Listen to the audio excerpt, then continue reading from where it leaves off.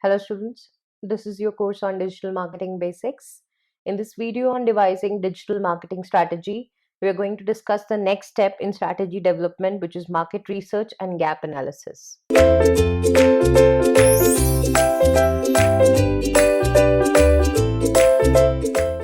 Now, before we discuss what market research in digital marketing is all about, you need to understand what market research is. Actually, it is an activity take the time, effort, and the money to find out what the market is all about by way of either doing background research, desk research, secondary research, or by going to the horse's mouth by asking actual direct questions to their customers and finding out about their needs, their wants, their pain areas, their challenges, and then ultimately coming back with all that qualitative and quantitative data, analyzing it, and understanding how their product can fit into the market needs or market gaps. So, market research is as a function designed to become the precursor, to be the first level step of any marketing strategy or any marketing effort. In fact, in many cases, any production effort also, because it tells companies what needs to be made, how it needs to be sold, and whether it will click in the market or not. So, it's basically a smart process that any digital marketer can adopt before devising their own strategy as well. Now, in digital marketing, market research is done using both primary and secondary sources. Primary data collection or primary market research means that you have to design your own questions, your own interviews, find out customers who are willing to give you the time and give you the insights, and ask them questions that what part of your website, your digital campaign, your social media presence, or the emails that you're sharing with them actually delivered some value to them or made some sense to them. You may have seen a lot of emails as well as a lot of landing or exit pages having quick questionnaires or quick surveys with one or two questions, mostly designed in a manner of a Likert scale, wherein you're asked to rate your satisfaction or your value addition with whatever the company has done for you, and you're asked to rate them on a scale of 1 to 10, or very bad to very good or excellent. And because customers who have experienced the service or the value proposition of the companies, they don't hesitate or they don't mind giving their feedback because it takes them just a few seconds to do so. But in order to reach there, you first need your customers and you first need to have run a campaign. If you are a digital marketer who is starting to design the digital marketing strategy for a company or for a client that has no historical record, historical performance, then of course, what you can start by doing is secondary research, which means that you will need to study industry reports in which you are going to enter for the business that you're designing the digital campaign for.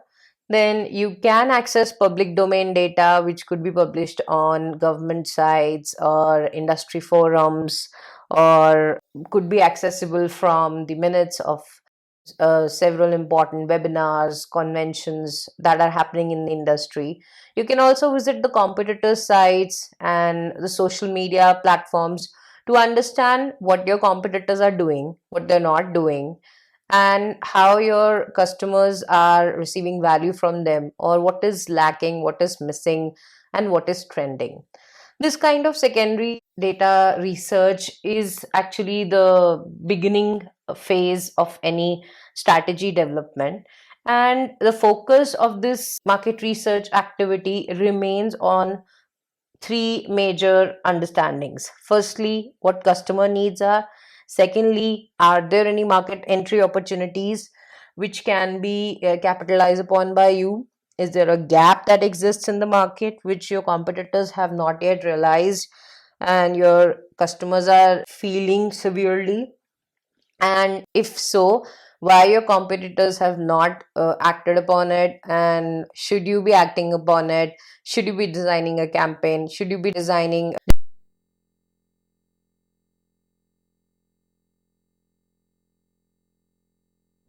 So that is the reason why market research is something which digital marketers also have to invest some time in. And as I said, it begins with conducting secondary search rather than primary search. But as your digital marketing strategy gets implemented and your campaigns mature, you also have to start incorporating collection of primary data into your campaign modification and moderation. Now, the critical customer insights which you can generate through market research involve the very first knowledge of the industry and the kind of customer that exists within that industry. If there is a specific industry or industries that are best suited for your offering, then you need to understand that what these industries are. Now, when I'm saying that whether your offering is suited for the industry, I'm referring to B2B type of customers. And therefore, whatever product or solution you are trying to sell through your digital marketing campaign, it's not necessary that it is aimed at independent consumers. It may be aimed at professional business buyers. And therefore, you need to first try and understand through market research that what is the optimal application of your value proposition across different B2B or B2C buyers. Then you also need to understand if there is a complete solution or a point product which the market is currently using and which could be a competitor for you. And therefore, if you are bringing something into the market, how are you differentiating from them? Then you have to understand through market research that what is the buying process followed by your customers. How do they search for information? What are the keywords they are using? What are the search phrases they are using? What platforms, web or mobile, are they preferring to find information?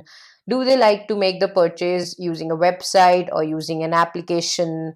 Do they like to spend more time in research before actually making a purchase? Do they visit the website where they want to buy something from on multiple occasions, collecting a lot of information before making a purchase? And can you count that as a churn rate, or is this just part of their research process? Are there any influencers or any approvers in the market who can support your digital marketing campaigns? And ultimately, the kind of customers who are actually coming to your website, are these the same people who are going to make the buying decision, or they're just the information collectors for you? So that all is what you intend to achieve by doing market research. Then you also need to understand the distribution model, that is, whether your product can be sold directly, or do you need channel partners to sell your product? You need an agency or a franchisee to sell your product. And if such is the case, if the customer is coming to you first, how do you route them to these channel partners? Do you need inside sales, or do you need outbound sales activity to be done? If inside sales is what your company can depend on, then you need very strong SEO and SEM campaigns. But if you want to drive business through outbound sales activities, are you prepared to design effective email campaigns? And are you prepared to have an affiliate program as well? Then you also need to conduct market research to understand the average selling price that is acceptable to your customer and the average sales cycle for every transaction. If you have a better understanding of pricing, remember, you will be always able to adjust and modify the pricing for your product such that you can completely capture your desired target audience. And this basically means that even though you may have entered the market with a price already quoted. You can always change it, you can increase it, you can decrease it depending upon the level of opportunity which is available in the market. It's possible that you are selling a great product at a low price, and customers may be willing to pay higher, and you're leaving money on the table. You can only learn about this by conducting primary market research. Then, technology adoption wise, is the market in which you are operating a new market? Do you need to capture early adopters, people who are not really aware whether your solution exists or not? If so, what kind of aggression you need to bring into your digital marketing strategy? Or are you dealing with a mature market which is having a lot of competition? Customers already know about you, and what you need to do is improve customer engagement, generate referrals, and bring back existing customers again and again by way of subscriptions, email marketing campaigns, and referral feeds. And lastly, you also have to determine that what is the specific size, especially for a B2 customer, of the organization that you're targeting, which could then give you an indication of the number of users, number of accounts you can get from the same organization by working on a single customer, how you can get bulk business out of them. At the same time, when you're looking at a B2C context, by looking and working with a same B2C customer, what is the customer lifetime value that you can hope to achieve, and how many referrals can be achieved from the same customers influencer network.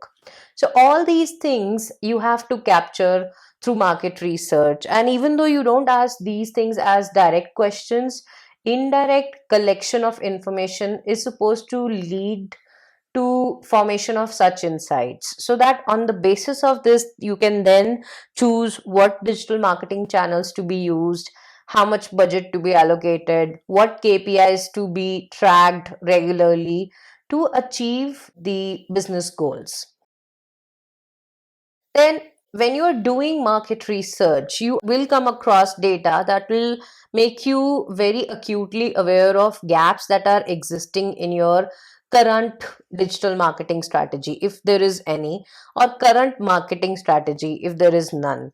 So, this particular process is called gap analysis, and it helps you to identify gaps in terms of what your digital marketing strategy is lacking, and what your digital marketing strategy can do better by way of opportunity realization, and how you can actually fill these gaps. So it's a simple four-step process that allows digital marketers to critically evaluate their current state of affairs by way of their website property, their social media accounts, and any campaigns and the investments that have been made.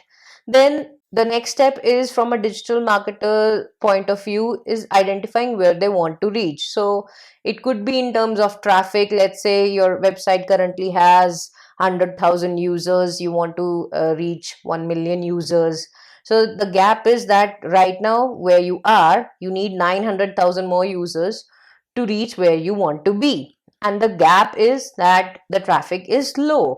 And what can you do to improve traffic? You can invest in search engine optimization, you can invest in SEM campaigns, and you can invest in organizing various content based events, as well as content subscriptions, distribution, promotion, to drive organic as well as paid and earned traffic to your website. So gap analysis can happen for keeping every single goal of digital marketing strategy in mind, and for every single goal, whether you have achieved what you wanted to, whether there is something more that you can do, there can always be a gap that can be filled, and that can take your digital marketing strategy to the next level. Now, this is a step by step representation of a typical use case wherein gap analysis in digital marketing can help achieve certain goals. So, step one, when you start analyzing your customers, you first try to identify who are the customer segments that you are servicing. Then you need to create buyer personas, highlight their pain points, and map their customer journey. That how exactly is it that they search for information, then become leads, prospects, and finally customers for you. The next step for a digital marketer is developing a content inventory check and realizing whether they have the existing content. If so, analyzing it and checking according to the needs, the requirements, the wants of the customers. Are your content inventory sufficient? Is it delivering the value which is expected? Then assigning existing content to customer needs is a great way, because this way you can match whether there is a sync happening between customer need and your content, and relevance is achieved or not. If not, then that can be called as a gap. So just like everything else in digital marketing, gap analysis is also beginning with first knowing your customer. Once you know your customer, then you go back to your existing properties and you analyze them. You figure out then, according to what your customer wants, do you have what it takes? Now, once you have identified these gaps, you try to fill these gaps. You try to improve on these gaps. And how can you do that? You can start creating a content pipeline. You can create new content. You can assign topics to address content gap to your internal digital marketing and content team, your design team, or you can outsource to channel partners, digital marketing partners, SEO partners, and start by filling that gap, because ultimately you have a goal to achieve. You want to deliver value to your customer, thereby increasing maybe traffic, increasing conversions, increasing site rank, increasing ROI. So, in order for you to make that happen, you need content which is centric to your digital campaign, and you can only get that content if you have either in-house or an external partner aligned with your content pipeline. Then you can also organize topics into content like blogs, landing pages. So depending upon whether you need to go to the route of organic search or paid search or social media marketing, you need to decide what kind of content you need to create. Then finally, you analyze your competitors' content also. So, although you start by seeing what the customer needs and then getting to work on it, you also have to keep an eye out as to what the competitor is doing. You can conduct your own content audit as well as your competitors' content assessment and see what your strengths are, what your weaknesses are, what your competitors' weaknesses are, and how you can make those your strengths. Then you develop content based on these existing content strengths, as well as you continually try to improve the weak areas which you have identified in your overall digital marketing strategy. Now, you have to keep in mind that most of digital marketing gaps would be pertaining to a lack of a KPI or lack of measurement, or maybe pertaining to lack of a concrete strategy itself. So it's okay to be honest from the beginning. It's okay to accept weaknesses. It's okay to admit that where I want to be or where my company wants to be, I am far away from there. And to reach there, I need resources, I need time. Because until you accept the weak areas, you won't be getting ready to work on those weak areas and actually narrowing the gap between your current and your desired state. So that's the step on MR and gap analysis in devising a digital marketing strategy. Next up, we will be understanding the very next step, which is SWOT analysis, highly linked to the gap analysis, as we discussed in the last phase in this